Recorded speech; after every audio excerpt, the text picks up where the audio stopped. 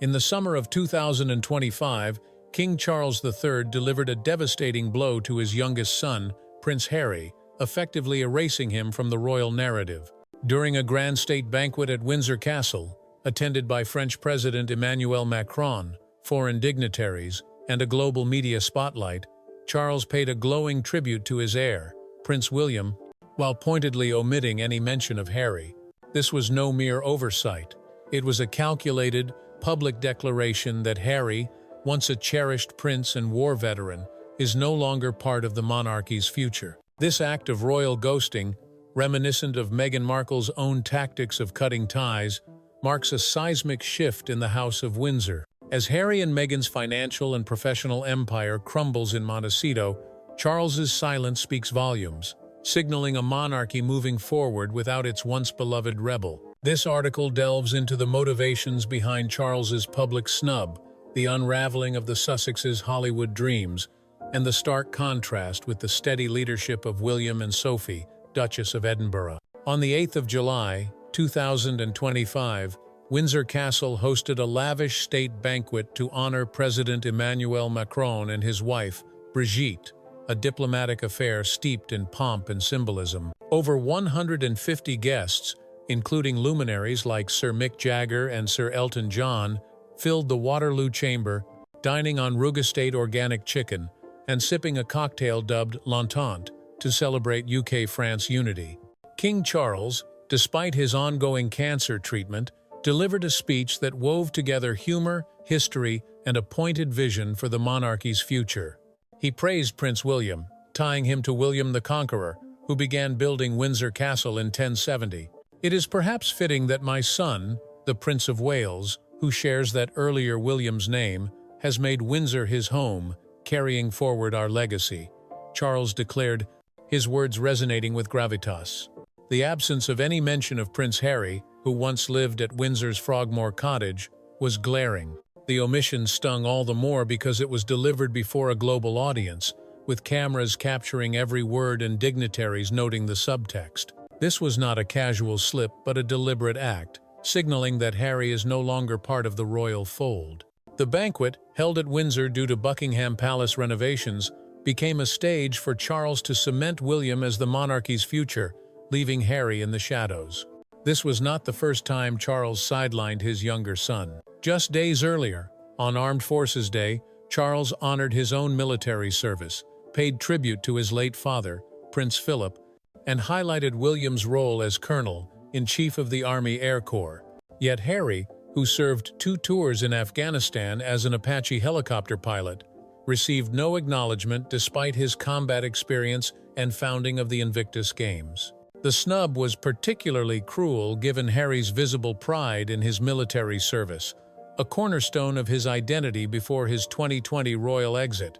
Charles's public erasure of Harry mirrors a tactic Meghan Markle has mastered, ghosting those who no longer align with her narrative. Meghan has famously cut ties with her father, Thomas Markle, her half-siblings, and former friends like Victoria Beckham and Piers Morgan, leaving them bewildered and excluded without explanation. Thomas, now living modestly in the Philippines, has spoken of his pain at being shut out after a staged paparazzi incident before Meghan's 2018 wedding. Her abrupt distancing from allies like Morgan, who once mentored her on navigating British media, underscores a pattern of severing connections when they cease to serve her goals. Charles appears to have taken a page from this playbook, but with a royal twist. His silence is not just personal but political, a strategic move to clarify the monarchy's succession and public image. By excluding Harry from speeches and events, Charles sends a clear message. William is the chosen son, the embodiment of duty and stability.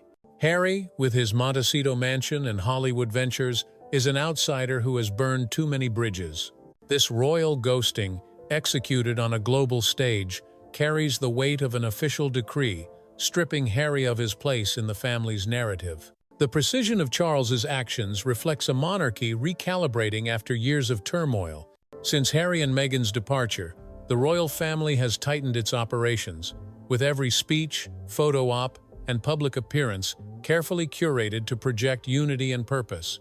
William and Kate, now living at Adelaide Cottage near Windsor, embody this vision, attending the banquet in coordinated elegance, Kate in a sapphire Givenchy gown, William in a tailored black tie suit. Their presence alongside Charles and Camilla reinforced a united front, while Harry's absence underscored his irrelevance to the institution's future. While Charles reshapes the royal narrative, Harry and Meghan's Montecito empire is collapsing under financial and professional strain. Their $14.65 million mansion, with a $9.5 million mortgage, demands monthly payments of $50,000, $100,000, while security costs run $3 million annually.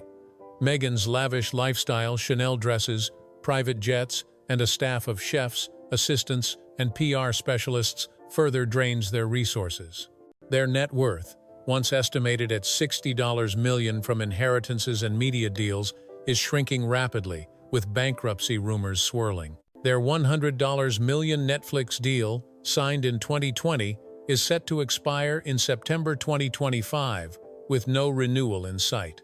Their projects, including With Love, Meghan, 5.3 million views, ranked 383rd, and Polo, 500,000 views, ranked 3,436th, have flopped, failing to justify the investment. Netflix executives, frustrated by low returns and Meghan's reported demands, have shifted focus to other creators. Meghan's lifestyle brand, American Riviera Orchard, remains stalled, plagued by trademark disputes and no tangible products beyond Instagram teasers. Her podcast Archetypes ended after one season with minimal listens, and no second season is planned. Harry's own ventures fare no better. His memoir Spare sold millions but alienated his family, and no follow-up is in development. Archewell, their charity, saw income drop from $5.8 million to $4 million, with high staff turnover over 24 employees since 2020 signaling internal dysfunction. Their eco-travel initiative, Travelist, struggles for relevance, and Harry's Invictus Games, while meaningful, lacks the financial clout to sustain their lifestyle. Insiders describe their operation as a startup on the verge of collapse, with flashy branding but no substance.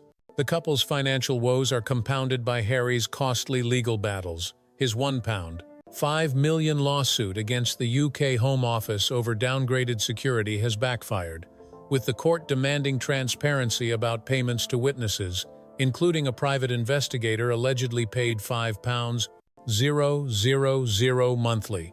The judge's frustration with inconsistent documents and vague arguments threatens to derail the case, risking further embarrassment. Harry's attempt to involve Doreen Lawrence, a respected figure, in a separate lawsuit against the Daily Mail has drawn criticism for exploiting her tragedy, further tarnishing his reputation.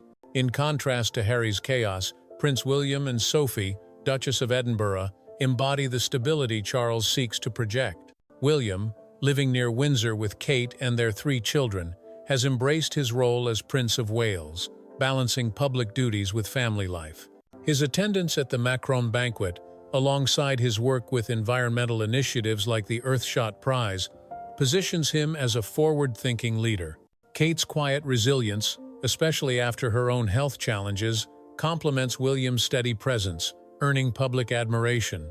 Sophie, often overlooked, is a model of royal duty. From humble beginnings, she earned Queen Elizabeth's respect through decades of service, particularly in women's rights, and supporting survivors of conflict-related sexual violence in regions like Ukraine and Kosovo. Her discreet, impactful work contrasts sharply with Meghan's high-profile flops. Sophie's ability to navigate royal life without controversy highlights the path Harry and Meghan might have taken, underscoring their missteps. Charles' snubs are part of a broader strategy to secure the monarchy's future amid his own health challenges. Diagnosed with cancer in February 2024, Charles is focused on legacy, prioritizing William as the face of a streamlined institution. A brief meeting between Harry's aide and Charles's team in April 2025 yielded no reconciliation, with the king maintaining a firm distance. His public silence, contrasted with effusive praise for William, is a calculated move to eliminate ambiguity about the succession and restore public trust in the monarchy after years of Sussex-related drama. The global stage of the Macron banquet amplified this message. By invoking Windsor's history and tying it to William, Charles painted a picture of continuity that excludes Harry. The presence of Macron and Brigitte, navigating their own public tensions, only underscored the monarchy's ability to project stability despite personal challenges. Charles's actions suggest he views Harry not as a prodigal son but as a liability whose exit has freed the royal family to move forward. King Charles's public snub of Prince Harry at the Windsor Castle banquet was a defining moment, a clear declaration that Harry is no longer his son in the monarchy's eyes. By elevating William and erasing Harry, Charles has prioritized the institution's stability over family ties, adopting a ruthless strategy reminiscent of Meghan's own ghosting tactics. As the Sussexes' Montecito empire crumbles under financial strain and professional failures, William and Sophie embody the duty and grace Harry abandoned. Charles' silence is not just personal, it's a political statement, finalizing Harry's exile from the royal legacy. For Harry, the sting of being erased on a global stage, coupled with his fading Hollywood dreams, marks a fall from grace that may prove irreversible. The monarchy marches on, leaving the Sussexes to navigate a future where titles hold little weight without purpose or trust.